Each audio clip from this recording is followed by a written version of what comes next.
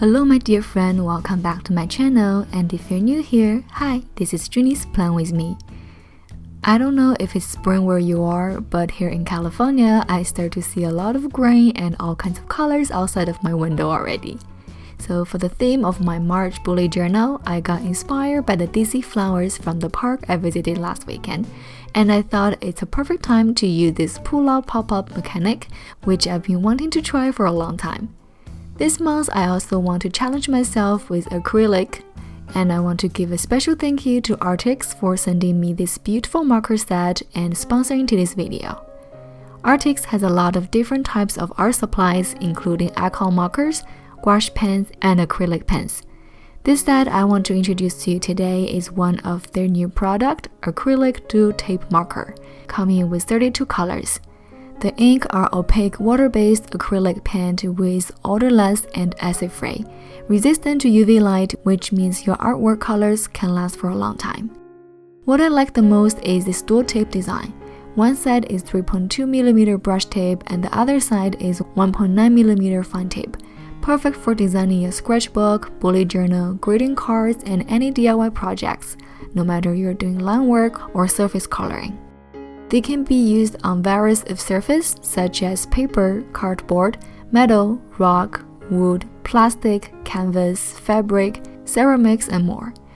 Here I tried it on my white and crafted dark paper, both 160 GSM by the way, to give you a closer look. I don't think there are many brush tip design acrylic markers out there, so when I first found out about this product, I was so excited to give it a try, and it really surprised me. Unlike most of other acrylic markers, this one doesn't need you to shake the pen and press the tip every time you want to use it. The ink is already there for you. It's very easy to apply and also give you a pretty smooth texture. One thing you may want to pay attention is that some light colors have less rendering, but it'll work perfectly fine if you let it dry and apply another layer on top of it. The drying speed is decent, but if you like to mix colors, there's enough time to switch pens, or if you want to do another layer on top, you don't have to wait for too long either. I also had some fun with plastic paper, which I sometimes use in my BUJO setup, so I thought you may be interested.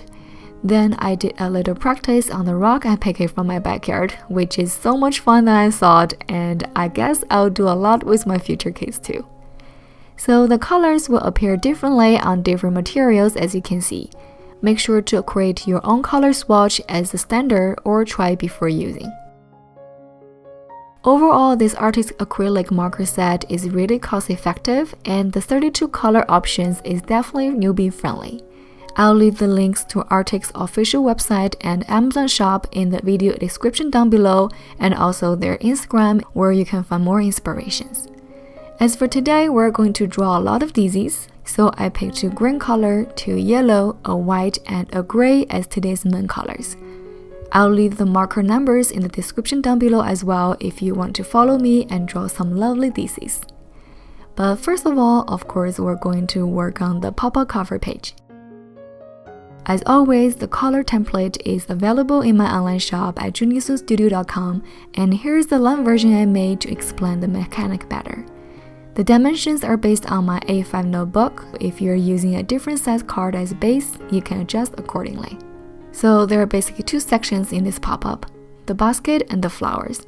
Basket has 2 pieces. One is the curved part when we open the box, and the long pulley strap is 1 cm by the way, which I forgot to mark on the paper.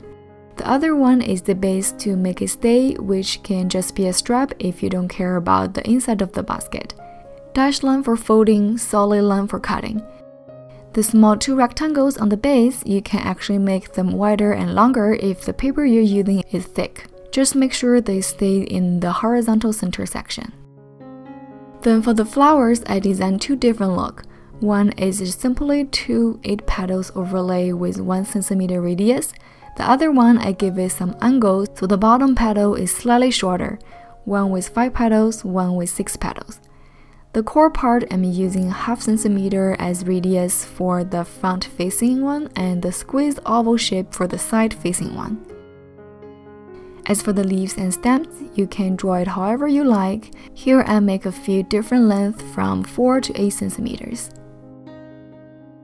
In the color version, I also add 2 handles to the basket, a dark green background, and a color matching strap. Print on hardstock paper, cut them all out, and now it's time for assembling. The first part is easy, just need to follow the folding guideline, make sure the pulling strap can move freely. The color matching piece will glue on a little bit later.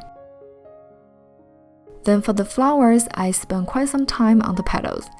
I used the backside of the exact knife to press a line mark on the center of each petal with the help of a ruler. Same on the side-facing daisy, and I actually only do it on the top piece because the back one doesn't really show up anyway. I don't know if you can see the details through camera, this step is definitely not necessary and time-consuming, but I do like how it turned out.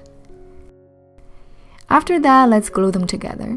The glue I use is Aleene's tacky glue, which is pretty strong, so make sure you got the position right at once. I finished the rest flowers off camera, so here we go. And now let's move on to the next step. You can put flowers and stamps together either now or later, but based on my experience, I would suggest you to do it later because you may need to adjust the length. So yeah, let's go back to our notebook or card base, whatever you're using. Place the background on first, or if you already have a dark background card base. Anyway, I added on so the white flowers can show up better. The next is to glue the basket base and the front piece with the 2 little tags. Then find the location you like, put it on the left side, align the strip end with the center binding line. Place glue on the rectangle and the back of the basket base. Make sure to skip the moving part.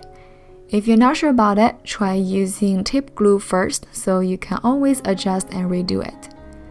Close the notebook and ta-da! Also, don't forget to add in the color matching straps. Make sure it goes through the base as well so it doesn't bother the moving process. And finally, it's time to place our flowers on. This part needs some patience, so take your time and find the best location for each daisy.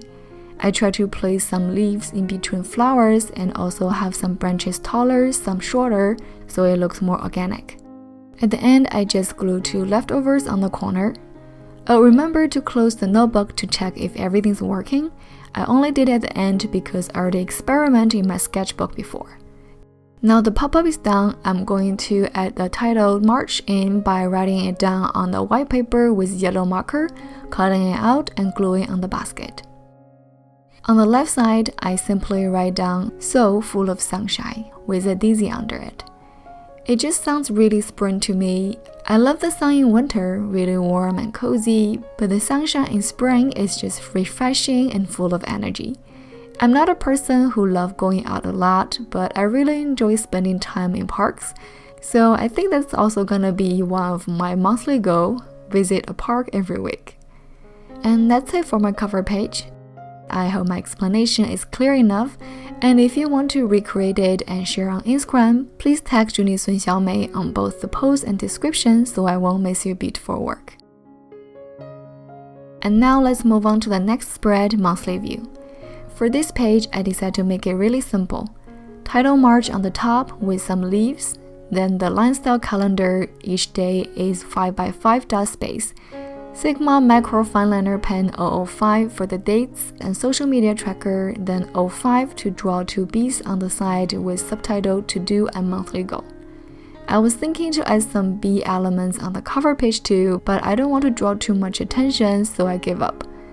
If you want, you can use a piece of thick plastic paper strap as support and place a bee on the end.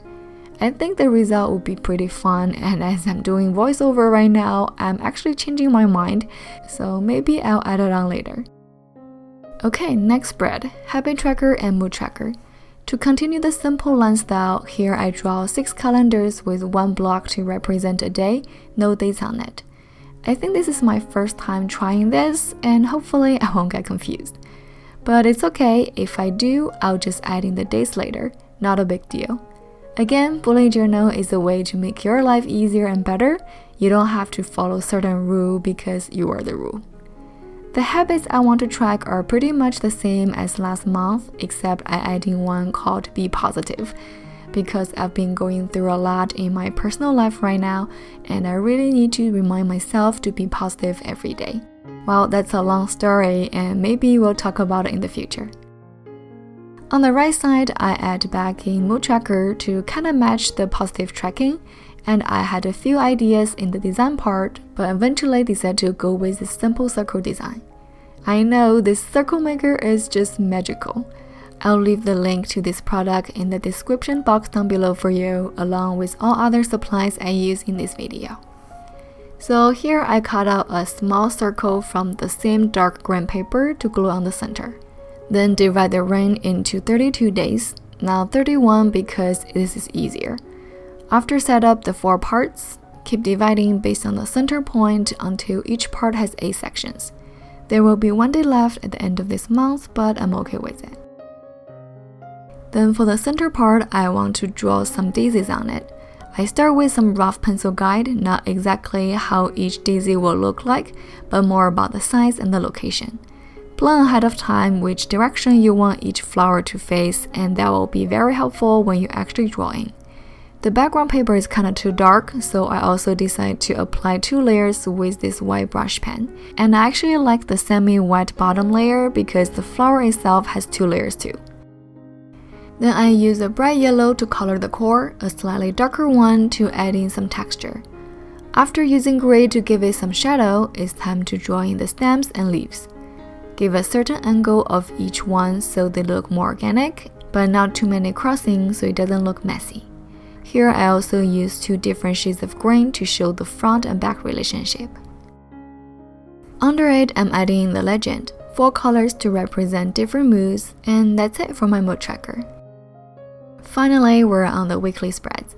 For some reason, I'm really in love with the Star Store design these days, and I feel like I may keep using it for the whole year.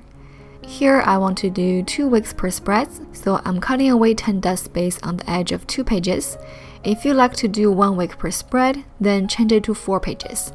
On the 2 sides of the first and last page, I'm gluing on this dark green paper again to prepare another daisy drawing. Same as the previous page, I start with pencil guide, except this time I have more daisy to draw. To be honest, I'm not super good at drawing flowers and I don't want to stress myself out, so I just find some reference photos and try to mimic them. Not too much technique I can talk about, but I guess knowing each flower's structure can be very helpful. Like the ones directly facing you should have a pretty round look with even length petals, and then for the one that is facing side, you need to first decide if it's fully open, then you want to curve each petal up a little bit, and if it's half open, then curve down and make it into a fan shape. Also make the top petals to be more dominant, but leave some gap for the one on the back.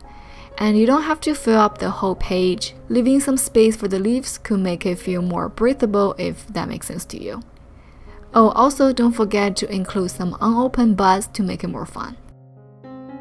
For the weekly layout parts, I give 5 dust space for each day, drawing a circle for the days, and as you can see, I first tried out writing down with the marker, then change it to fill up and use a fine liner pen, which I'm not really happy with either, so I rewrite the numbers with a white marker again after filming. Same design for the next 2 weeks, except I changed the green circle to light yellow. Then on the last week, there are 4 days, so I decided to make an envelope and glue it on the bottom leftover space. The one I'm using here is from the pop-up template I made last month when I did the love letter theme for Valentine's Day, and I'll also leave the link to that video in the right up corner if you haven't watched it yet. But basically, you can just easily fold it from a square paper. For January and February, I happen to have made a secret envelope area for both setup, which I used to write down some words I want to say to myself. So I figured it would be really nice to keep this section every month, and at the end of this year, it will be really fun to look back. On the last page, as always, I'll save it for monthly summary. And next to it, I draw another cute bee. I know bee is a popular theme in BUJO community, but I never get it until now.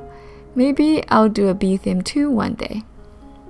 As I'm working on the red edge daisy drawing, I want to take some time to give a special thank you to my new Patreon members: Tina, Juanita, and Isabella. Thank you so much for your support and love. Also, all the old members who stay with me after the tier update, I really appreciate. I may pause my Patreon bonus later this year due to personal reasons, but if you're interested in the exclusive content from this and past month, feel free to check it out. And that's it for today's setup. Thank you for staying until the end of this video. Please leave a spring emoji in the comments, maybe a flower or a tree, whatever you like. I'm pretty occupied these days, but I promise I'll read all the comments you write.